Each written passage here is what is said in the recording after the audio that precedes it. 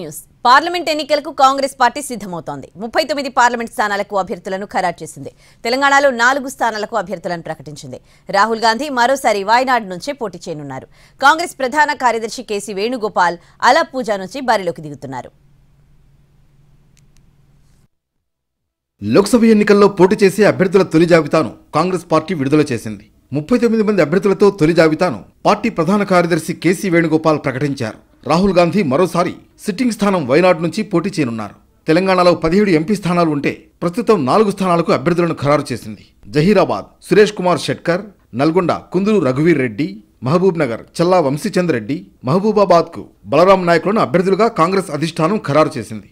బలరాం నాయక్ గతంలో కేంద్ర సామాజిక న్యాయ సాధికారిత మంత్రిగా పనిచేశారు. రఘువీర్ రెడ్డి, వంశీచంద్ రెడ్డి తొలిసారి పార్లమెంటుకు పోటీ చేస్తున్నారు.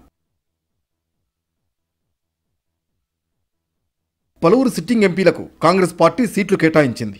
రాహుల్ గాంధీ మరోసారి వైనాడ్ నుంచే పోటీ చేయనున్నారు. కొన్ని రోజులుగా నియోజకవర్గం మారుతారంటూ ప్రచారం జరిగింది. మరోసారి వైనాడ్ నుంచే బరిలోకి దిగుతారని కాంగ్రెస్ పార్టీ ప్రకటించింది. ఛత్తీస్గఢ్ మాజీ ముఖ్యమంత్రి భూపేష్ బఘేల్ రాజ్నంద్ గావ్, కన్నడ నటుడు శివరాజ్ కుమార్ సతీమణి గీతా శివరాజ్ కుమార్ శివమొగ్గ, బెంగళూరు రూరల్ నుంచి డిప్యూటీ సీఎం డీకే శివకుమార్ సోదరుడు సిట్టింగ్ ఎంపీ డీకే సురేష్ పోటీ చేయనున్నారు. తిరువనంతపురం డాక్టర్ శశి థరూర్, త్రిశూర్ కె మురళీధరన్, పతనంతిట్ట యాంటో యాంటోనీ, అలప్పుజా నుంచి కాంగ్రెస్ పార్టీ ప్రధాన కార్యదర్శి కేసీ వేణుగోపాల్ 2009 తర్వాత పార్లమెంటుకు పోటీ చేస్తున్నారు. శశి థరూర్, యాంటో యాంటోనీ, డీకే సురేష్ కుమార్ వరుసగా 3 పర్యాయాలు పార్లమెంటుకు ఎన్నికయ్యారు. జాబితాలో ఉన్న 39 మందిలో 15 మంది జనరల్, 24 మంది ఎస్సీ, ఎస్టీ, ఓబీసీ, మైనార్టీ కేటగిరీకి చెందిన వారు ఉన్నారు.